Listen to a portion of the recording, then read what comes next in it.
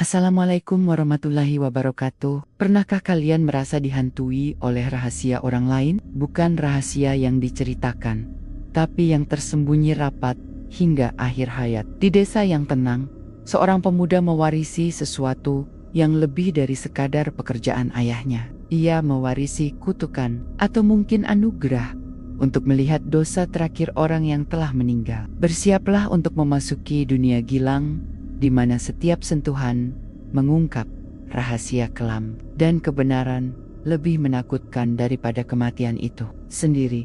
Di lembar kelam, kita akan mengungkap misteri ini bersama. Jangan lupa subscribe dan nyalakan lonceng notifikasi agar tidak ketinggalan kisah-kisah misterius lainnya. Sebuah senyum tulus, meski lelah, akhirnya terukir di wajahnya. Dan senyum tulus itu adalah fajar dari kehidupan barunya. Sebuah kehidupan di mana ia tidak lagi berlari dari warisannya.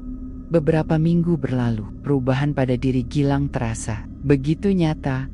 Ia tidak lagi terlihat cemas atau tertekan. Ia menjadi lebih pendiam, namun bukan dalam keheningan yang penuh ketakutan seperti dulu, melainkan dalam ketenangan yang penuh pemahaman. Ia kembali menerima setiap panggilan tugas, kini dengan sebuah kesiapan batin yang baru. Saat ia memandikan jenazah seorang kakek tua, sentuhan pertamanya kembali membawa sebuah visi. Kali ini, sebuah penyesalan, karena sang kakek tidak pernah sempat mengucapkan terima kasih pada seorang perawat yang telah merawatnya dengan sabar di hari-hari terakhirnya. Visi itu datang, membawa gelombang emosi, namun Gilang tidak lagi terseret ke dalamnya. Ia tidak panik, ia menerimanya dengan tenang, menjadi saksi bisu dari sebuah utang rasa yang tak terucap. Dengan penuh empati, ia membisikkan doa, semoga kebaikanmu diterima dan penyesalanmu dilepaskan. Ia menyelesaikan tugasnya dengan damai. Suatu sore yang cerah, Gilang mengunjungi makam ayahnya. Ini adalah pertama kalinya ia datang, bukan dengan perasaan bingung atau marah, melainkan dengan pengertian yang mendalam. Ia membersihkan nisan yang tertulis nama Anwar itu dari daun-daun kering ayah. Bisiknya pelan, seolah sedang berbicara langsung. Sekarang, Gilang mengerti beban yang ayah pikul seumur hidup. Kesedihan di mata ayah jelang sekarang, ayah tidak sendirian lagi dalam menanggungnya. Gilang akan meneruskan warisan ini. Untuk pertama kalinya, ia merasa begitu dekat dengan ayahnya. Ia tidak lagi melihatnya sebagai sosok yang jauh dan pendiam, melainkan sebagai seorang pahlawan yang memikul bebannya dalam diam demi kedamaian orang lain. Ia juga kembali menemui Bu Lastri, bukan untuk meminta tolong, tapi untuk berterima kasih. Wanita tua itu tersenyum melihatnya. Wajahmu jauh lebih terang sekarang, nak. Seperti ayahmu dulu, setelah dia akhirnya berdamai dengan takdirnya. Warisan ini bukan kutukan, Bu, kata Gilang mantap. Ternyata ini adalah sebuah amanah. Amanah untuk menjadi pendengar terakhir bagi mereka yang tidak sempat didengar dan menjadi jembatan bagi sebuah kata maaf. Kini, Gilang telah sepenuhnya menerima takdirnya. Ia dihormati di desanya, sama seperti ayahnya dulu. Namun, ada yang berbeda. Jika ayahnya membawa warisan itu dengan kesedihan yang tersembunyi, Gilang membawanya dengan kedamaian yang terpancar. Ia telah mewarisi kemampuan untuk melihat dosa terakhir seseorang. Namun, pelajaran sesungguhnya yang ia dapatkan jauh lebih dalam dari itu. Ia belajar bahwa setiap manusia, bahkan yang terlihat paling sempurna sekalipun, membawa penyesalannya masing-masing. Ia belajar bahwa kekuatan terbesar di dunia ini bukanlah kemampuan supranatural, melainkan kemampuan untuk memaafkan, baik memaafkan orang lain maupun memaafkan diri sendiri. Tangan yang dulu ia takuti, kini menjadi alatnya untuk membawa kedamaian, menjadi saksi bisu dari akhir sebuah perjalanan fana. Ia telah menjadi sang pewaris sejati, bukan hanya dari sebuah kemampuan, tapi dari sebuah kebijaksanaan. Selesai, wajahnya menampakkan pergulatan batin yang hebat, teror, keraguan, dan di tengah semua itu, ada setitik rasa iba pada arwah yang terus menjerit dalam benaknya. Ia harus memilih menyelamatkan kewarasannya sendiri dengan mengorbankan nama baiknya, atau membiarkan dirinya hancur dalam keheningan. Dan pada akhirnya, rasa iba itu menang. Dengan langkah yang terasa berat, Namun mantap, Gilang tidak berbalik menuju rumahnya. Ia mengambil arah yang lain, menuju jalan besar yang mengarah ke komplek perumahan di mana keluarga Subroto tinggal. Setiap langkah terasa seperti sebuah pertaruhan. Ia terus menyusun kotek kata di dalam kepalanya, mencari kalimat yang paling halus untuk menyampaikan sebuah kebenaran yang pahit. Ia tiba di depan rumah besar itu. Jantungnya berdebar begitu kencang hingga ia bisa mendengarnya di telinga. Dengan tangan gemetar, ia menekan bel. Pintu dibuka oleh seorang pria berusia 40-an yang berwibawa, putra sulung Pak Subroto yang bernama Agung. "Ada yang bisa saya bantu?" tanya Agung dengan nada sopan namun menjaga jarak. "Maaf, mengganggu waktunya, Pak Agung," ucap Gilang. Suaranya nyaris bergetar. "Saya Gilang, yang memandikan jenazah almarhum ayah Bapak beberapa waktu lalu." Egem menggernyet. "Oh, ya, saya ingat. Ada apa? Bolehkah saya meminta waktu Bapak sebentar? Ada sesuatu yang sangat pribadi mengenai almarhum yang terus mengganjal hati saya," pinta Gilang dengan penuh hormat. Di ruang tamu yang hening dan berkelas, suasana terasa sangat tegang. Gilang memulai dengan sangat hati-hati. Ia tidak menuduh, ia membingkainya sebagai sebuah firasat kuat. "Pak, maafkan kelancangan saya," katanya. "Sejak saya menjalankan tugas untuk almarhum, saya terus merasa tidak tenang. Saya seperti bisa merasakan ada sebuah beban, sebuah penyesalan yang sangat besar yang beliau bawa hingga akhir hayatnya. Sebuah kesalahan dari masa lalu." Gilang kemudian menceritakan esensi dari visinya tentang sebuah dompet dan sebuah tindakan tidak jujur, menyajikannya sebagai sebuah firasat yang terus menghantuinya. Seperti yang sudah diduga, wajah Agung langsung mengeras. Amarah dan rasa tersinggung terpancar dari matanya. "Beraninya kamu datang ke sini dan berkata seperti itu tentang ayah saya?" Suaranya meninggi. "Ayah saya orang paling jujur yang pernah saya kenal. Ini fitnah. Saya minta kamu pergi sekarang juga." Agung berdiri, hendak mengusir Gilang. Di momen genting itu, Gilang dengan putus asa menambahkan satu detail terakhir. "Penyesalan itu rasanya seperti sebuah obsesi, Pak," kata Gilang cepat. "Sebuah obsesi pada kejujuran. Seolah beliau menghabiskan sisa hidupnya untuk menebus satu kesalahan itu." Kalimat itu menghentikan Agung. Ia membeku di tempatnya. Amarahnya mereda, digantikan oleh ekspresi bingung yang perlahan berubah menjadi pemahaman yang menyakitkan. Ia teringat masa kecilnya, teringat bagaimana ayahnya bisa marah besar hanya karena ia mengambil sebutir permen tanpa izin. Teringat bagaimana ayahnya selalu memberi sedekah lebih banyak dari yang seharusnya, seolah sedang membayar utang. Teringat tatapan ayahnya yang terkadang kosong dan penuh kesedihan saat sedang sendirian. Citra ayahnya yang sempurna runtuh di hadapan Agung, namun tidak hancur. Citra itu justru tergantikan oleh sosok yang lebih nyata, seorang manusia yang pernah berbuat salah dan menghabiskan sisa hidupnya untuk bergulat dengan nuraninya dalam sunyi. Air mata mulai menggenang di pelupuk mata Agung. Ia menatap Gilang, bukan lagi dengan amarah, melainkan dengan rasa terima kasih yang aneh. "Ayah saya, dia orang baik, tapi dia juga manusia," ucap Agung dengan suara tercekat. Terima kasih sudah memberanikan diri memberitahu saya apapun kesalahannya di masa lalu." Sebagai anaknya, ia mengambil napas dalam-dalam. "Saya memaafkannya sepenuh hati saya.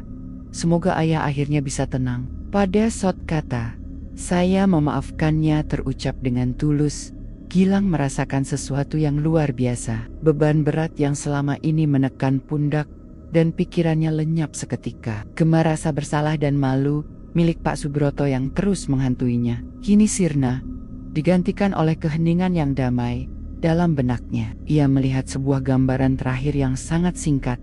Wajah Pak Subroto tidak lagi tersiksa, namun tersenyum dengan sangat lega, sebelum akhirnya memudar menjadi cahaya. Gilang meninggalkan rumah itu dengan perasaan lelah yang luar biasa, namun hatinya terasa ringan. Ia telah mempertaruhkan segalanya dan menang. Saat ia berjalan pulang, matahari mulai terbenam, mewarnai langit dengan warna keemasan yang hangat. Untuk pertama kalinya, setelah sekian lama, Ia menatap tangannya, dan tangan itu terasa seperti miliknya lagi. Sebuah senyum tulus, meski lelah, akhirnya terukir di wajahnya. Visi tentang Pak Subroto, sang tokoh masyarakat yang sempurna, yang mencuri sebuah dompet di jalanan sepi. Visi itu terasa berbeda, terasa belum selesai, dan perasaan belum selesai itu mendorong Gilang untuk melakukan sesuatu yang nekat. Sebuah upaya untuk memperbaiki masa lalu, yang bahkan bukan miliknya. Berbekal ingatan dari visinya wajah samar di kartu identitas, dan perkiraan tahun kejadian Gilang, mulai mencari jejak. Ia menghabiskan beberapa hari bertanya pada orang-orang tua di desa sebelah, berpura-pura sedang melakukan riset silsilah keluarga. Ajaibnya, ia menemukan titik terang. Sebuah keluarga miskin yang kepala keluarganya pernah kehilangan seluruh gajinya dalam sebuah dompet bertahan-tahan yang lalu. Sebuah peristiwa yang membuat mereka terjerat utang. Dengan hati berdebar, Gilang mengambil hampir seluruh sisa tabungannya. Ia memasukkannya ke dalam sebuah amplop coklat, dan di tengah malam ia menyelinapkannya ke dalam kotak surat keluarga itu dengan sebuah catatan singkat, pengembalian hak yang lama tertunda. Ia merasa lega, berharap tindakannya bisa menyeimbangkan neraca takdir dan memberinya kedamaian. Namun ia salah besar. Malam itu, tidurnya adalah yang terburuk. Visi tentang Pak Subroto kembali datang.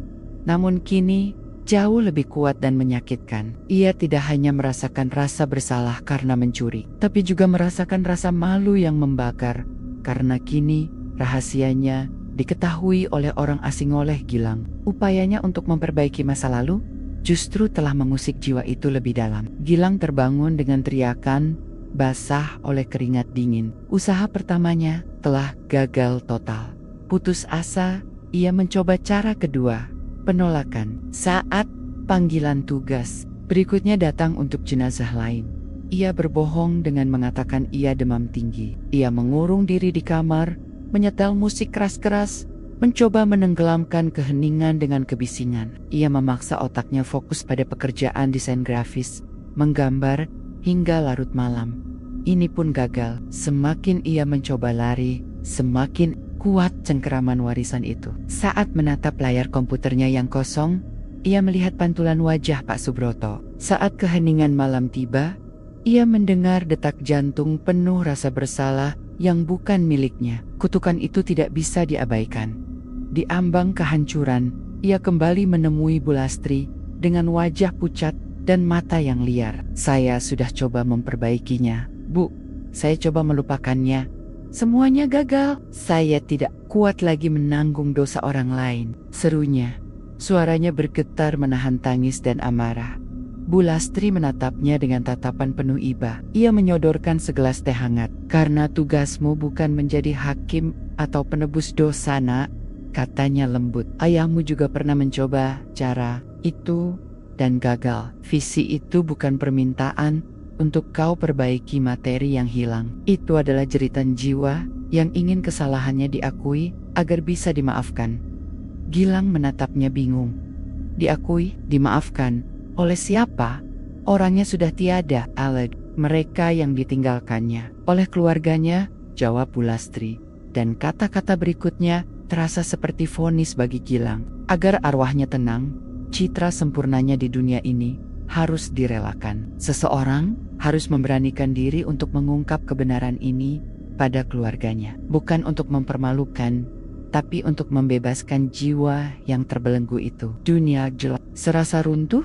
Iya, seorang pemandi jenazah muda harus datang ke keluarga terhormat Subroto dan mengatakan bahwa panutan mereka adalah seorang pencuri. Mereka akan menganggapnya gila. Mereka akan menuduhnya memfitnah. Nama baiknya dan nama ayahnya akan hancur lebur di desa ini.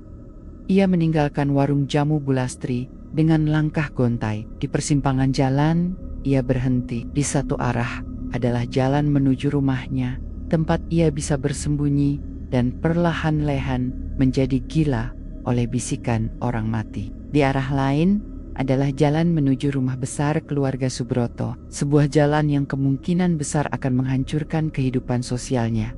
Wajahnya menampakkan pergulatan batin yang hebat, teror, keraguan, dan di tengah semua itu ada setitik rasa iba pada arwah yang terus menjerit dalam benaknya. Ia harus memilih, menyelamatkan kewarasannya sendiri dengan mengorbankan nama baiknya, atau membiarkan dirinya hancur dalam keheningan. Warisan itu adalah ini, kemampuan terkutuk untuk menyentuh dosa terakhir seseorang, dan ia sendirian menanggungnya.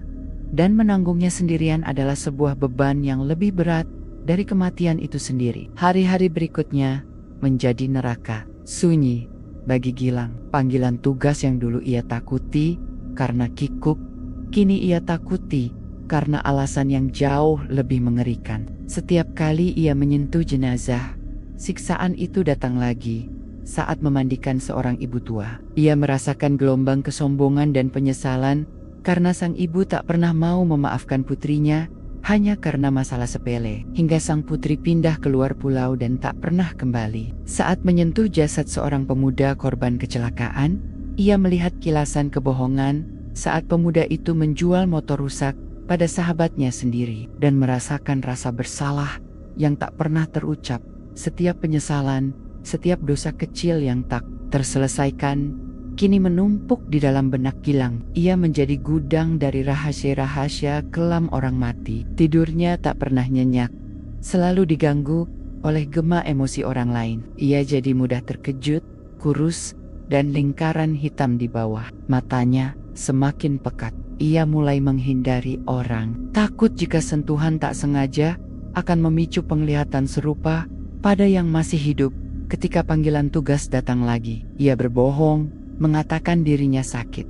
Ia tahu, ia tidak bisa terus seperti ini. Ia merasa terpojok, terisolasi dalam kutukannya sendiri. Siapa yang akan percaya jika ia bercerita? Orang akan menganggapnya gila, atau lebih buruk, menuduhnya menfitnah orang yang telah tiada. Di puncak keputusasaannya, sebuah kenangan samar terlintas di benaknya. Kenangan tentang Bu Lastri, penjual jamu tua yang dulu sangat akrab dengan almarhumah ibunya. Ia ingat, dulu Bu Lastri sering datang membawakan ramuan khusus untuk ayahnya. Mengatakan ramuan itu agar tidurnya tenang, tidak mengigau lagi. Dulu Gilang mengira ayahnya hanya kelelahan. Kini, ia curiga ada makna lain di baliknya. Dengan harapan terakhir, ia mengunjungi warung jamu Bu Lastri yang kecil dan penuh aroma rempah yang menenangkan. Ia tidak tahu harus mulai dari mana. Ia hanya bercerita tentang mimpi-mimpi buruk yang selalu datang setiap kali ia selesai menjalankan tugas. Bu Lastri mendengarkan dengan saksama. Wajahnya yang keriput tidak menunjukkan keterkejutan sama sekali. Ia malah menatap Gilang dengan sorot mata yang penuh iba dan pemahaman. "Itu bukan mimpi, Nak Gilang," kata Bu Lastri pelan. Suaranya serak.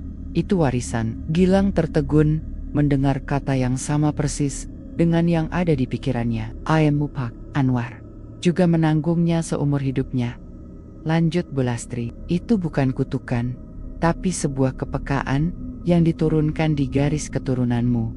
Sebuah anugerah yang terasa seperti beban." Dunia Gilang seakan dijungkir balikan. Ia akhirnya mengerti sikap pendiam ayahnya, tatapan matanya yang selalu terlihat lelah dan sedih. Semua itu bukan karena sifatnya yang dingin. Ayahnya adalah seorang pahlawan yang memikul beban ribuan penyesalan dalam sunyi. "Lalu, bagaimana ayah bisa bertahan?" tanya Gilang. Suaranya bergetar. "Dengan susah payah," jawab Bu Lastri. "Tujuanmu sekarang bukan untuk lari dari penglihatan itu, Nak, tapi untuk belajar hidup dengannya, sama seperti ayahmu." Tujuan Gilang kini berubah, bukan lagi untuk menghentikan kegilaan ini, tapi untuk memahami cara bertahan hidup di dalamnya. Ia harus belajar dari ayahnya, belajar dari keheningan yang dulu tak pernah ia pahami. "Apa yang harus aku lakukan sekarang?" tanyanya, penuh harap. Bu Lastri menatapnya dalam-dalam. "Ayahmu baru menemukan jawabannya menjelang akhir hayatnya. Kunci pertamanya, Nak, bukanlah dengan menolak penglihatan itu, tapi dengan mencoba memahaminya. Tanyakan pada dirimu sendiri, dari semua penyesalan yang telah kau lihat, visi mana yang paling kuat, yang paling mengganggumu hingga saat ini?" Gilang tak perlu berpikir. Jawabannya muncul seketika, jelas dan mengerikan. Visi tentang Pak Subroto, sang tokoh masyarakat yang sempurna, yang mencuri sebuah dompet di jalanan sepi. Visi itu terasa berbeda, terasa belum selesai. Perasaan lega itu menenangkannya. Ia sama sekali tidak tahu bahwa ketenangan itu hanyalah keheningan singkat sebelum badai, dan bahwa warisan ayahnya yang sesungguhnya belum menampakkan wujudnya sama sekali, dan warisan yang sesungguhnya itu menunggu waktu yang tepat untuk menunjukkan dirinya, bersembunyi di balik panggilan tugas berikutnya. Beberapa hari setelah itu, kabar duka kembali menyelimuti desa. Kali ini, yang berpulang adalah Pak Subroto, seorang tokoh masyarakat yang sangat dihormati, ketua Yayasan Yatim Piatu, dan panutan bagi banyak orang. Ia meninggal mendadak karena serangan jantung. Gilang tiba di rumah duka yang besar dan penuh dengan pelayat. Berbeda dengan suasana hening di rumah Nenek Halimah. Di sini ramai dengan bisik-bisik, penuh pujian. "Orang baik sekali," kata seseorang. "Hidupnya lurus, tidak pernah ada cacatnya," sahut yang lain. Semua orang sepakat, desa telah kehilangan salah satu putra terbaiknya. Gilang merasakan beban di pundaknya. Ia harus menjalankan tugas ini dengan sesempurna mungkin untuk menghormati sosok yang begitu hebat.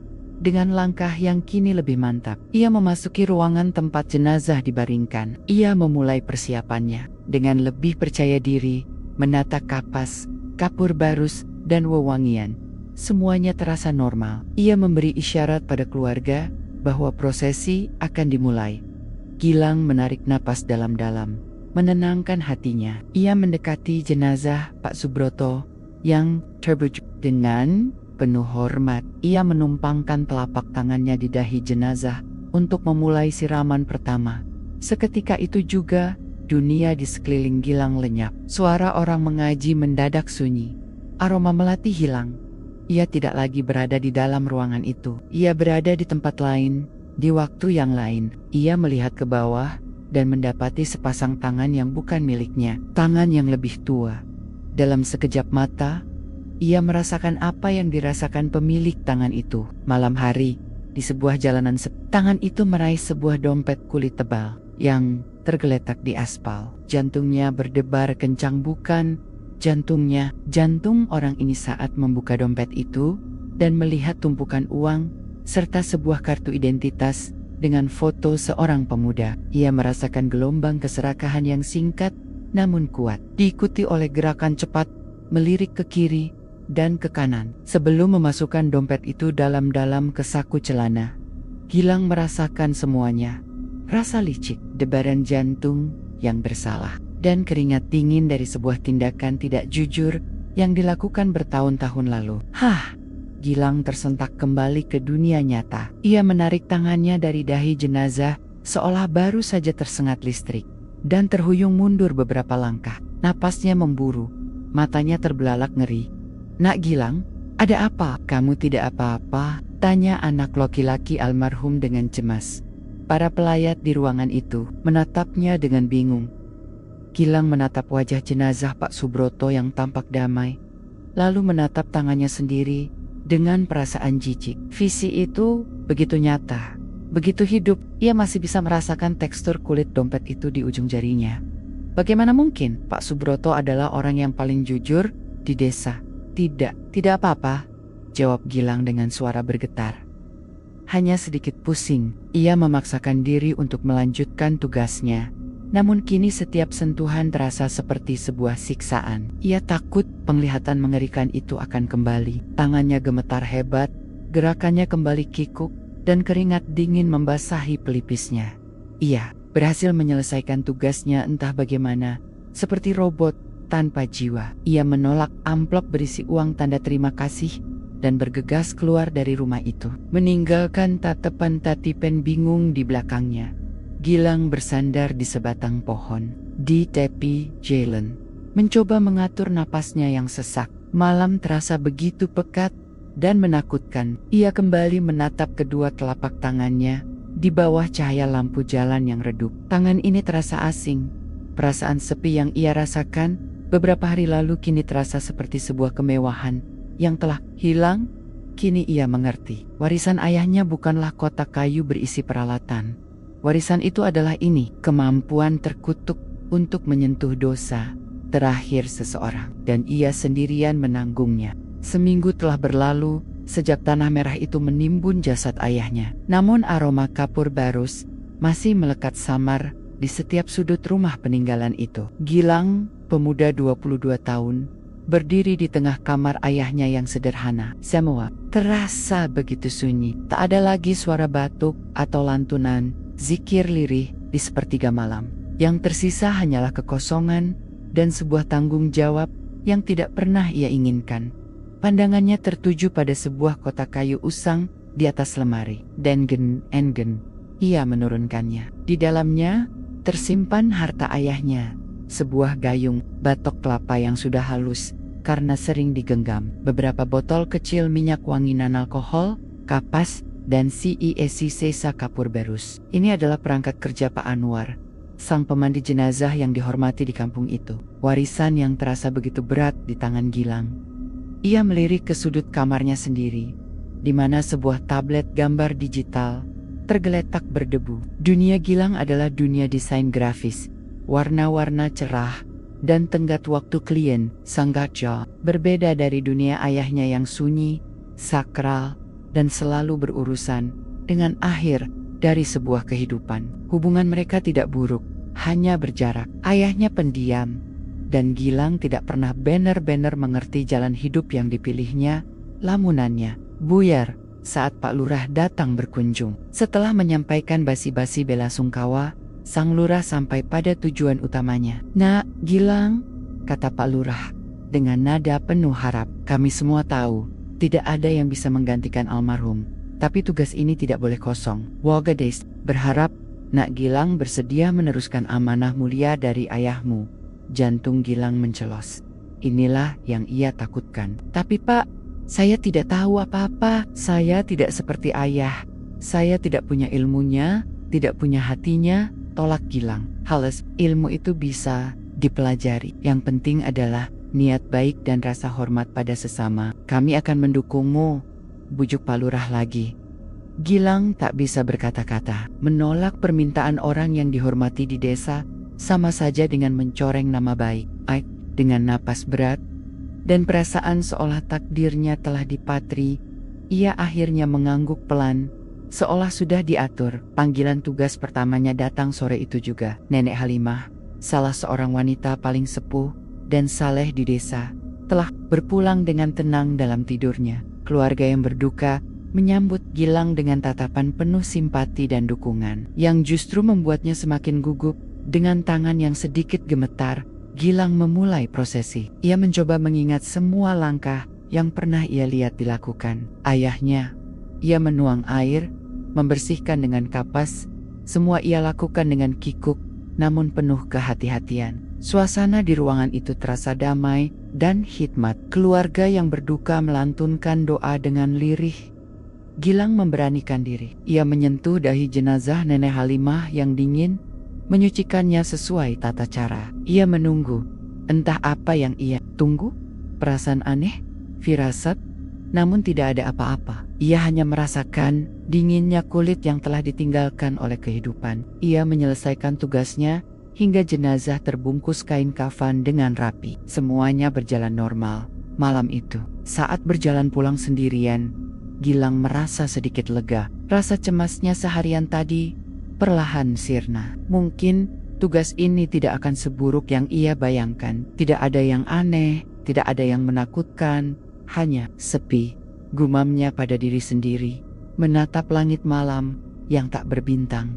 Perasaan lega itu menenangkannya. Ia sama sekali tidak tahu bahwa ketenangan itu hanyalah keheningan singkat sebelum badai, dan bahwa warisan ayahnya yang sesungguhnya belum menampakkan wujudnya sama sekali. Itulah tadi kisah Gilang dan warisan yang mengubah hidupnya. Bagaimana pendapat kalian tentang kemampuan Gilang? Apakah kalian akan menerimanya jika berada di posisinya? Jangan ragu untuk berbagi komentar dan teori kalian di bawah. Jika menyukai video ini, jangan lupa like dan share ke teman-teman kalian. Sampai jumpa di video misteri berikutnya, hanya di Lembar Kelam.